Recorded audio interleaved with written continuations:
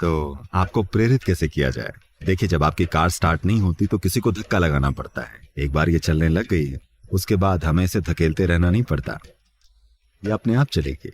हम आपको ऐसे तरीके सिखा सकते हैं, जब आप इन्हें खुद का एक हिस्सा मानने लग जाएंगे तभी आपको प्रज्वलित कर देंगे। नमस्कारम सतगुरु। मैं जीवन में बहुत सी चीज़ें करना चाहती हूँ, पर मैं आलसी हूँ।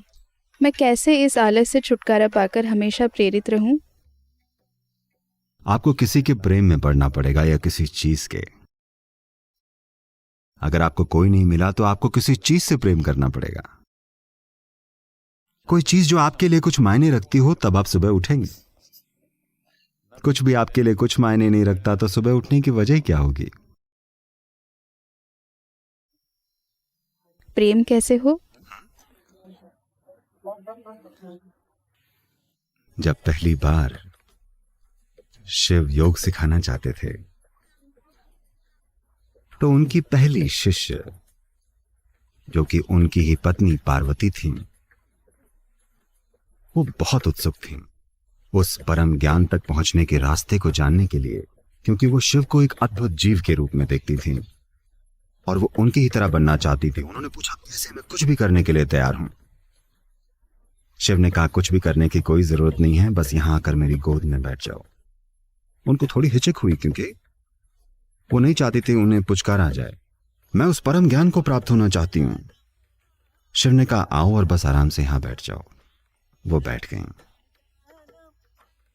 शिव उन्हें अपने करीब ले आए, अपनी जरूरतों के लिए नहीं, उनके लिए। वो उन्हें और करीब ले आए, और ज्यादा, और आहिस्ता से वो शिव का ही एक हिस्सा बन गईं। तो शिव का एक आयाम है जिसे हम अर्ध नारी कहते हैं, जहां आधा भाग पुरुष है और आधा नारी।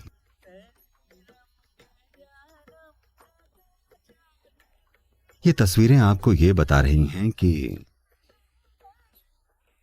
That is only by inclusion.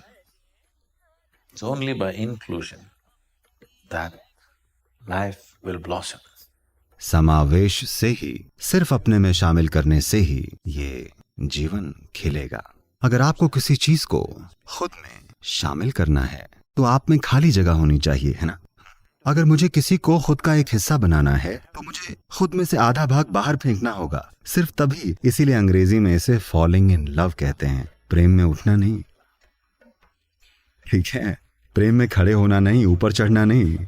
Falling in love यानी आप प्रेम में गिरते हैं, क्योंकि आप जो हैं उसमें से कुछ हिस्से को गिरना होता है, सिर्फ तभी किसी के लिए या किसी चीज के लिए वहां जगह होगी।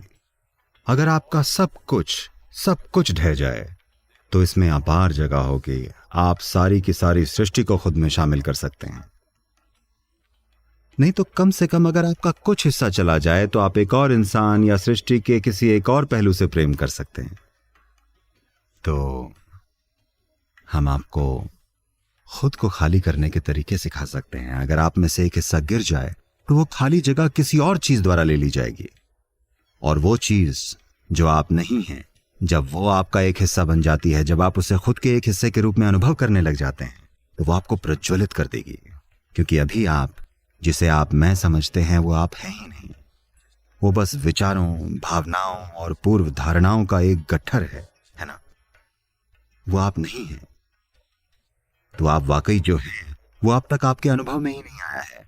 तो आपको प्रेरित कैसे किया जाए? जब आप अभी हैं ही नहीं तो आपको आगे कैसे बढ़ाया जाए? आप अभी तक हैं ही नहीं। जो है वो बस विचारों का एक गट्ठर है, विचारों और भावनाओं का एक बादल है, और हर तरह की चीजें हैं, है ना? तो इसीलिए साधना होती है। आपको यहां आकर साधना करनी चाहिए। शुरुआत में किसी को आपको प्रेरित करना पड़ेगा। देखिए, जब आपकी कार स्टार्ट नहीं होती किसी को धक्का लगाना पड़ता है। ओके,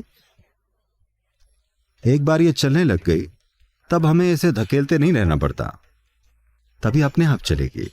तो शुरुआत में थोड़ा धक्का लगवाने में कोई हर्ज नहीं है। हर किसी को थोड़े धक्के की जरूरत पड़ती है। बहुत कम ही लोग होते हैं जो पहले ही स्टेप से खुद को चला सकें। अधिकतर को धक्का लगाना पड़ता है। बीच बीच में एक आध के क्या वहां, बाकी वो कर लेंगे।